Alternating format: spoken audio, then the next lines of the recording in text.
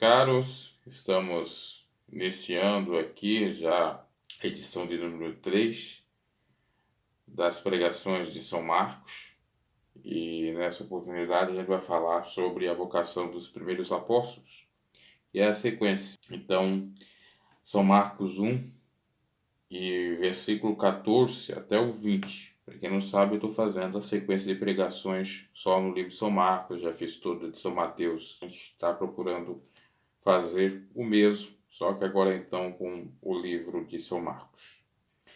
Leamos o texto. A vocação dos primeiros apóstolos. Depois que João foi entregue à prisão, veio Jesus para a Galiléia, preparando o evangelho do reino de Deus.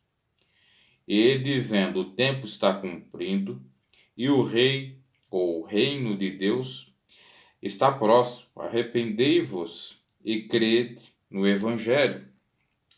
Andando Jesus junto ao mar da Galiléia, viu Simão e André, seu irmão, que lançavam a rede ao mar, pois eram pescadores. E Jesus lhes disse: vinde após mim e eu os farei pescadores de homens. Então eles, deixando as redes, o seguiram. Passando dali um pouco mais adiante, viu Tiago, filho de Zebedeu, e João, seu irmão, que estavam no barco consertando as redes. E logo o chamou. E eles, deixando seu pai Zebedeu no barco, com os empregados, foram após Jesus. Então aqui nós temos a vocação narrada dos primeiros apóstolos, ou discípulos viraram apóstolos. E nesse momento que foram escolhidos, João Batista fora entregue na prisão, por conta de ter dito que Herodes estava em adultério, coabitando com a mulher de seu irmão Filipe, Herodias. E depois, mais tarde, obviamente, viria a falecer degolado. Então, Jesus chama aqueles que fariam parte, mais tarde, da sua igreja primitiva. E veio Jesus para a Galiléia, pregando o evangelho de Deus, ou do reino de Deus. E há quem diga que há diferença do evangelho do reino para o evangelho simples, porque o do reino seria, isso é uma construção escatológica, seria o reinado que Jesus iria estabelecer na terra, que iria ficar 1000 anos com a sua igreja, como rei. Então esse evangelho que Jesus estava pregando, na realidade, era sobre o milênio, e não o evangelho para arrependimento ou a boa nova, que era traduzida ou é traduzido como amar a Deus sobre todas as coisas, ao próximo a si mesmo. O evangelho de, obviamente, arrependimento dos pecados. Mas dá para entender que essa construção um pouco é falha, apesar de nós podermos pensar assim, porque realmente Apocalipse diz que haverá um reinado de Cristo 1000 anos nos céus ou com os seus, e Satanás seria preso por 1000 anos. Essa é a verdade. Há já quem diga, de um modo até cético, que isso já até ocorreu, né? Que Satanás inclusive está solto. Eu já não creio nessa versão. Mas aqui, como já disse, fica claro no versículo mais para frente, a posteriori, e a gente não pode tirar um texto fora do contexto, está se falando de fato era no evangelho de arrepender, ou de se arrepender. No evangelho de confissão de pecados, arrependimento, aceitação de Cristo, ou a Cristo, e convertimento, de fato. Batismo nas águas, convertimento, nova criatura, e aí fazer a obra de Deus. É isso que a gente pode entender. Então, pregando o evangelho do reino, como diz o versículo 15, dizendo: o tempo está cumprido e o reino de Deus está próximo. Arrependei-vos e crede no evangelho. O arrepender e crer no evangelho seria o evangelho exatamente, ou como já disse, o da boa nova, Jesus Cristo e tal. O tempo está cumprido. Por que o tempo estava cumprido? Porque Jesus já estava ali. O Messias chegou. Para os judeus, Jesus não chegou ainda. Vão achar que Jesus vai vir agora com a possibilidade da construção do terceiro templo. Mas Jesus já veio. Isso aqui não é invenção da Igreja Católica, ou da Igreja Primitiva, ou do cânon de livros. Não. Jesus já veio e virá aí já no segundo advento. Virá no arrebatamento, virá com poder e grande glória, virá de duas formas. E quando Jesus disse que aqui está cumprido, ele não estava falando da sua segunda vinda, ele estava falando da sua primeira vinda. O tempo está cumprido, ora bolas. O evangelho para o reino de Deus, Jesus simbolicamente já fazia parte desse reino de Deus. Quem aceita Cristo, a gente percebe lá em o nome Apocalipse, capítulo 1, versículo 6, que Deus faria sacerdotes e reis, que seriam a ele, ou dele seriam sacerdotes e reis. Assim sendo, nós pertencemos ao reino de Deus. Porque agora nós somos reis, e Jesus é o rei dos reis. Agora nós somos sacerdotes, Jesus é o sumo sacerdote. Então, por isso que o tempo estava cumprido, porque, de fato, o Verbo encarnou. O Verbo se transformou em carne e habitou entre os homens, e veio para os seus o rejeitaram. E estava ali para eles aceitar, mas não aceitaram. Por isso que Jesus foi dizer, ou disse para São Tomé, bem-aventurado aqueles que não viram e creram, porque mais tarde muitos aceitaram Jesus só ouvindo dos apóstolos. E nós, hoje em dia, então, nem se fala, né? Só ouvindo dos pregadores. E, claro, pelo trabalho do Espírito Santo, convencendo o homem e a mulher do erro. E isso, quando Jesus disse lá para São Tomé, era referente ao toque, né? Porque Tomé teria que tocar em Jesus para acreditar que ele tivesse ressuscitado. E nós acreditamos que Jesus morreu, ressuscitou e está vivo à destra de Deus Pai, sem ter visto absolutamente nada. Apenas no campo da fé. E que vamos ressuscitar como ele ressuscitou, e aí, obviamente, com o corpo glorificado, para habitar no local preparado por Deus, né? Naquelas casas que Jesus disse: eu vou para o Pai, a fim de preparar-vos morada. E dizendo: o tempo está cumprido e o reino de Deus está próximo. Claro que o reino de Deus estava próximo. A formação da igreja estava próxima. A formação do reinado simbólico de Deus sobre a terra estava próximo. Do reinado que começa aqui e vai culminar na glória, estava próximo. E aqui, claro, encaixa o reinado do milênio, mas quando ele faz essa diferença ou essa diferenciação, eu acho um pouco equivocado, porque na verdade o texto está falando apenas do Evangelho, a boa nova que é Cristo, para se arrepender. Então o tempo está cumprido e o reino de Deus está próximo. Arrependei-vos e crede no Evangelho. É isso que diz o versículo 15. Então, fica claro. Crer no Evangelho. A palavra Evangelho, para quem não sabe, significa boas novas ou boa notícia. Então você tem que crer na boa nova, na boa notícia que é quem? Jesus Cristo, o Messias, o ungido, o Salvador, Jesus Cristo. A palavra Jesus quer dizer Deus é salvação. E Messias, para quem não sabe, é ungido. Ungido de Deus, separado de Deus. Crer no Evangelho, que traduz em amor. Amar a Deus sobre todas as coisas, ao próximo como a si mesmo. Assim Jesus disse que lhe daria apenas 2 mandamentos, né? Para que nós observasse, ou daria esses 2 mandamentos. Então, é necessário que nos arrependemos. É necessário, porque essa palavra ela é atemporal para todos nós. Nos arrependemos e crer de fato no Evangelho. E crer no Evangelho não é de lábios, porque Jesus disse que muitos me honram apenas de lábios, mas seu coração está distante. É exercer, praticar o amor ao próximo e a Deus. É, de fato, crucificar a nossa carne, mortificar nossos membros, ser uma nova criatura. E andava Jesus junto ao mar da Galileia. E estava, então, ali e viu Simão, que depois vinha a ser Pedro, né, Jesus mudou o nome dele, André, o irmão de Simão Pedro, que lançavam a rede ao mar, pois eram pescadores. E a gente vai ver lá nos outros evangelistas que teve a pesca miraculosa, né? E Jesus, então, mostrou o seu poder. E disse: Vinde após mim e eu vos farei pescador de homens. Pescador de homens, como assim? Ganhadores de almas. Farei vós realmente pessoas que pregassem o evangelho a fim de trazer almas ao reino de Deus. Como Pedro fez quando recebeu o Espírito de Deus. A sua pregação conseguiu angarinhar de pessoas ou ajuntar pessoas para o Senhor, quase 3.000. Então, vinde a mim após mim e eu farei pescadores de homens. Não é vim a mim, é vim após mim, né? Depois de mim. Primeiro é o Senhor. Porque tem pessoas que querem ser que nem o Senhor, né? Ou querem ser o Senhor próprio. Não tem como. Primeiro é o Senhor e depois vem você. Porque você é um mero instrumento.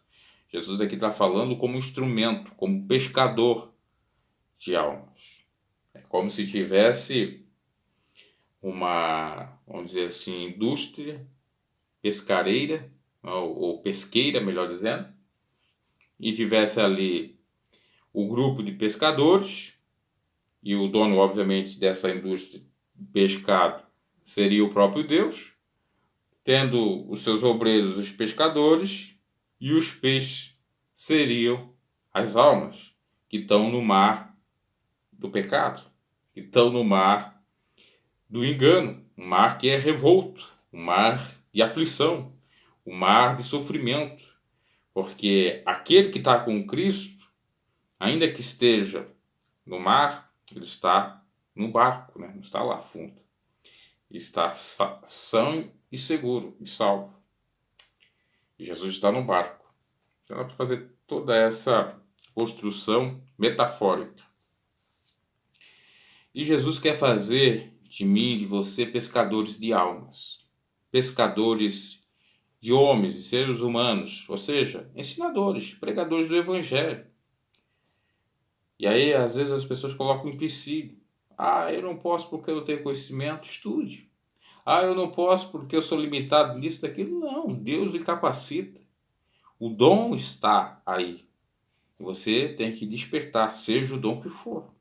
Às vezes a pessoa tem um dom de cura, às vezes a pessoa tem um dom de revelar, às vezes a pessoa tem um dom de pregar, de sabedoria.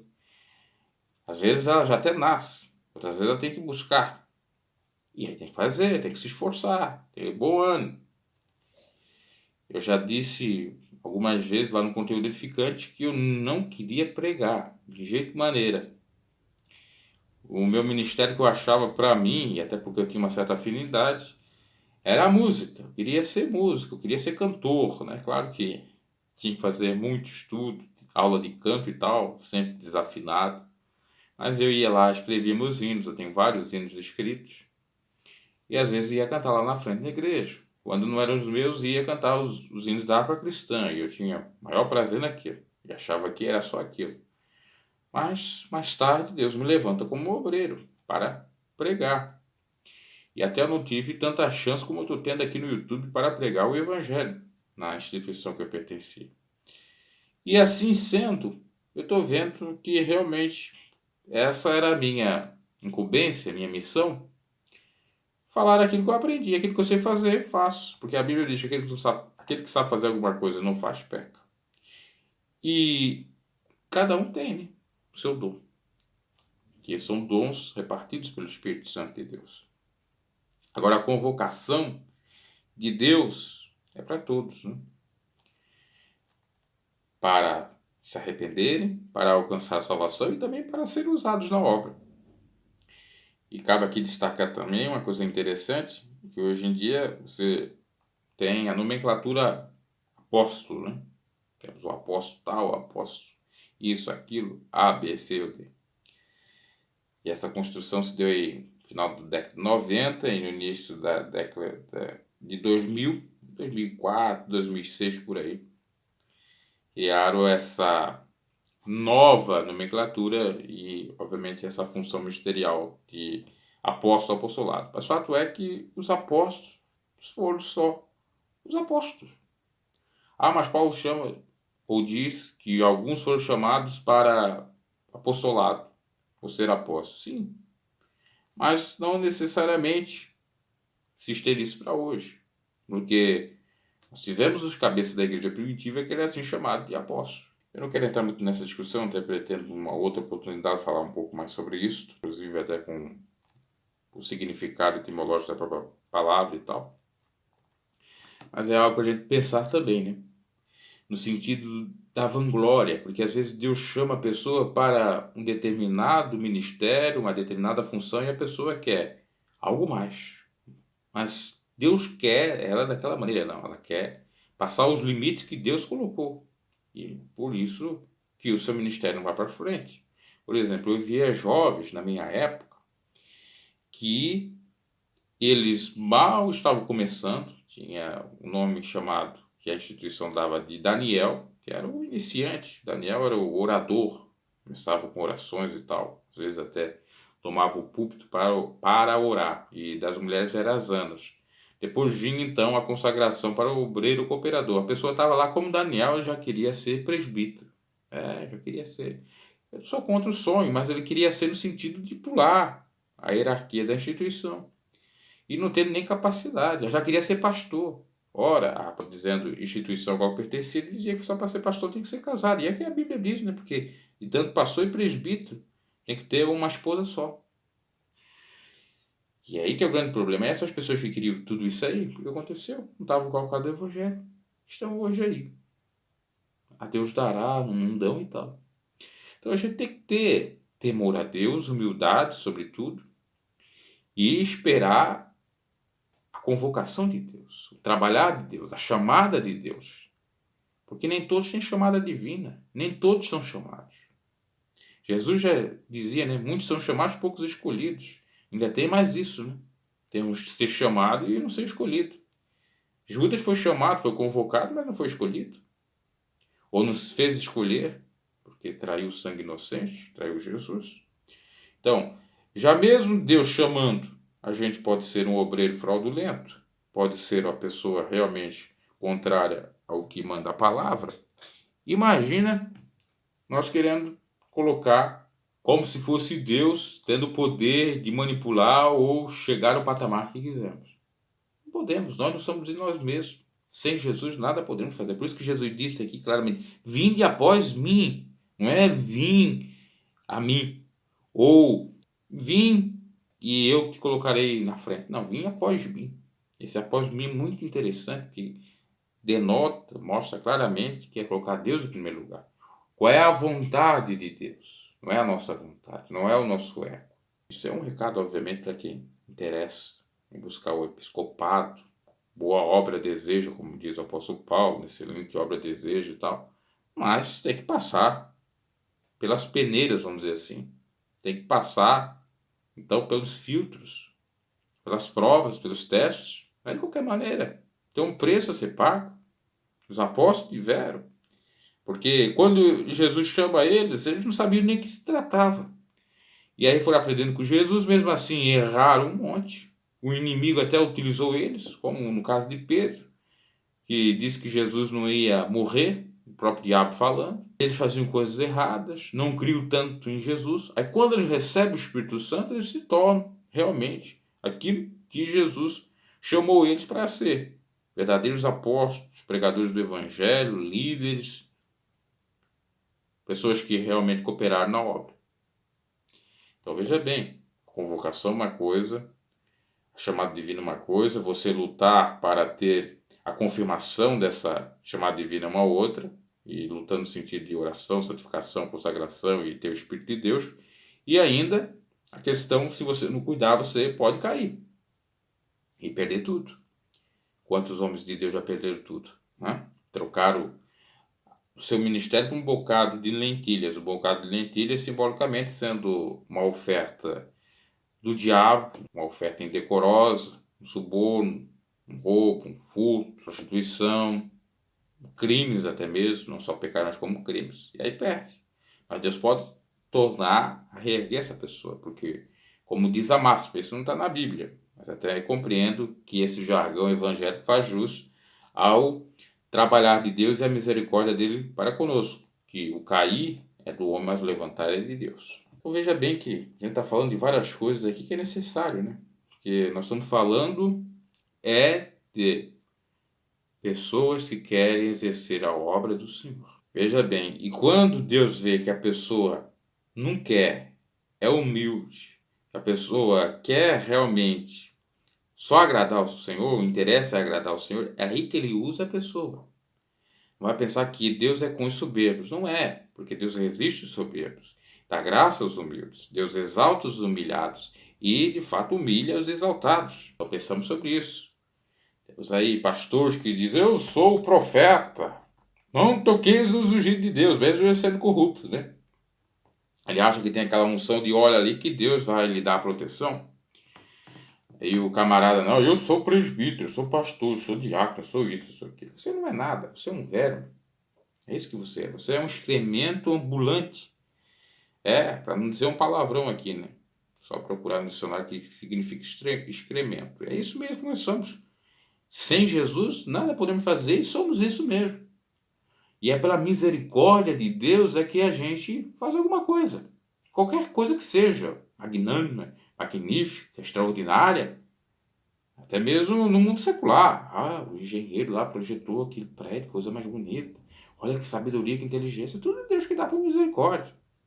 E dom não salva, né? Porque Deus dá dom sem arrependimento. O Satanás, os dons que ele tinha, ainda tem.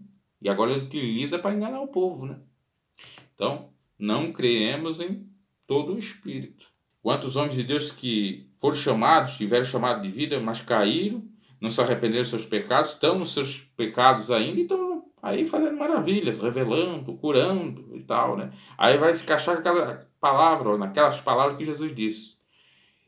Senhor, em teu nome eu expulsei demônios. Em teu nome, Senhor, eu curei. Em teu nome eu fiz isso, eu fiz aquilo. Apartai vós de mim, malditos, para o fogo do inferno, que eu nunca vos conheci. Ouvir essa voz vai ser tenebroso, né? Esse é um recado especial aí, aqueles que se acham alguma coisa e acham que o que eles estão fazendo de errado, pecado, que Deus não está vendo, que está tudo encoberto e que não vai acontecer nada. Uma hora acontece. Tudo que o homem semear, vai colher. Falo de coisas graves, porque falha a gente tem, tá? Falha a gente tem. A Bíblia diz, se nós dissermos que não tem pecado, somos mentirosos. Nós temos um advogado que advoga pela nossa causa diante de Deus.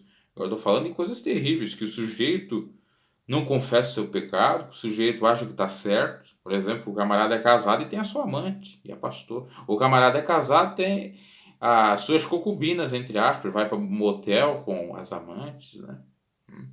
E às vezes é a mulher do próximo.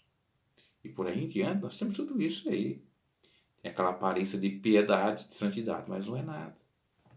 E o povo acredita, né? Aí vai um simplesinho pregar, às vezes não sabe nem falar, né? Fala as palavras tudo errado, né? Mas tem unção, porque ele é temente ao Senhor. Deus trabalha. Isso não tem valor. Esse é um pobre coitado aí, ele sabe pregar. Eles desprezam. Agora aquele todo cheio da pompa, né? Aquele é do mistério, aquele é do manto, aquele é canela de fogo, aquele é sapato de fogo, olha aqui, glória, pois é, glória, e o glória não é glória a Deus, né? Às vezes é o glória a Pires, né? Que eu sempre brinco às vezes com relação a isso, é o nome de uma pessoa chamada Glória, Glória Menezes, Glória Pérez e por aí em diante, entre aspas, né? Sem ofender as pessoas.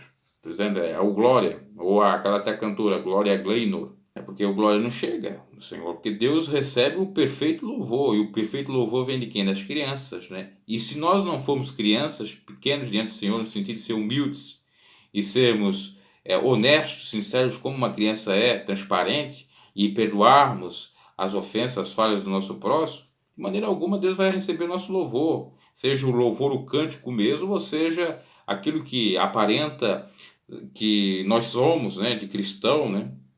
Vai dizer as mesmas palavras que o apóstolo Paulo disse para a igreja de Coríntios naquela Santa Ceia. Nisso, porém, não os louvo. É óbvio. Deus está ensurdecido para esse tipo de louvor. Jesus lhes disse, vinde após mim e eu vos farei pescadores de homens. Então aqui, Deus pode chamar aonde você está. Essa mensagem é interessante também. Porque muitas das vezes pensam assim, não, eu tenho que largar tudo para ser um pregador. Não.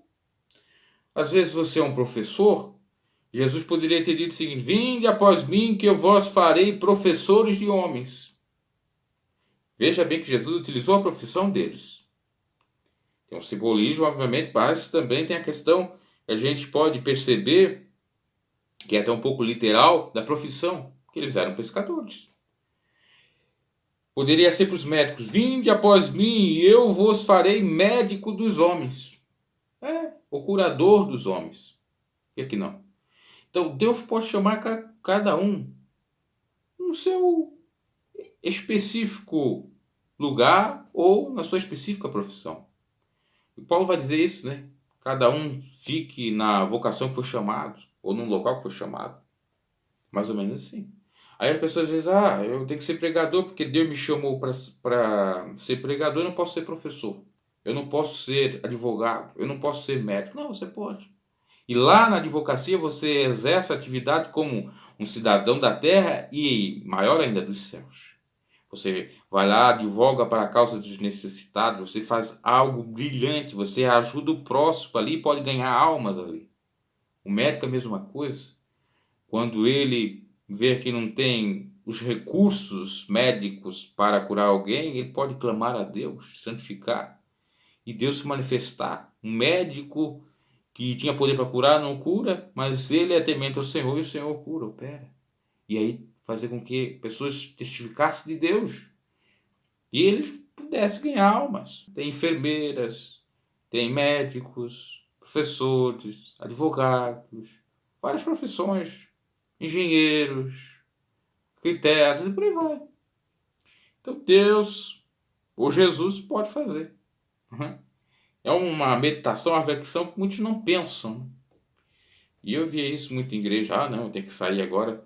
Teve pastor, mas aí já com interesse, né, mercenário, avarento, ver que aquilo ali é um nicho, é um lugar, é uma maneira de ganhar dinheiro. Então, vou sair, vou abandonar. Poxa, aqui na minha vida de simplesmente auxiliar administrativo, ou trabalhando num banco, ou trabalhando na advocacia, eu não estou ganhando muito bem, não está tendo rentabilidade, e se eu ser pastor, eu vou ganhar mais. Né? Tivemos até um caso de um famoso aí pastor, que deixou de ser médico, de fazer a medicina para ser pastor.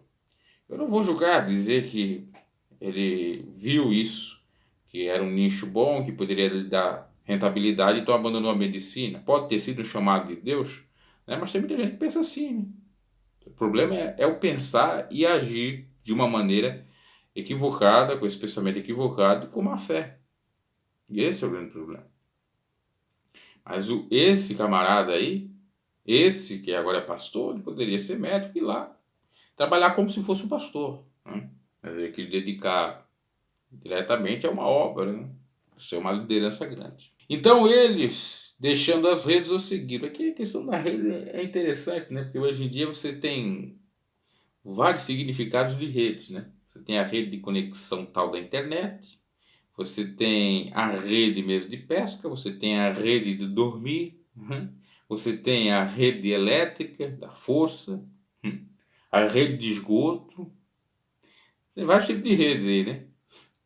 Qual é a rede que você tem que deixar? Estou falando isso aqui simbolicamente. Quando Jesus falou ali, ele estava falando deixar a rede da pesca mesmo, deixar a profissão. E então eles, deixando as redes, o seguiram, deixaram a profissão e seguiram. Mas eles poderiam, ou continuavam, melhor dizendo, sendo pescadores. O obreiro é digno do seu salário. Veja bem, o obreiro é digno do seu salário. Mas não quer dizer que, depois você vai ver lá em João 19, que Pedro ainda continuava pescando mesmo, já sendo um pescador de almas. E possivelmente continuou com essa profissão. É isso que eu quero dizer. Às vezes a pessoa acha que tem que abandonar a profissão. Pode utilizar até a profissão paralelamente, né? Concomitantemente, junto com a função do pregador. Nós temos, por exemplo, aí muita gente formada, por exemplo, em Direito, formada em Teologia e formada em Pedagogia. Aí, dá aula quando pode, dá aula. Exerce a tarefa de uma espécie de pastor ou pastora quando tem um tempo, ou é designado pela igreja, e ainda advoga. É interessante isso, para a gente analisar.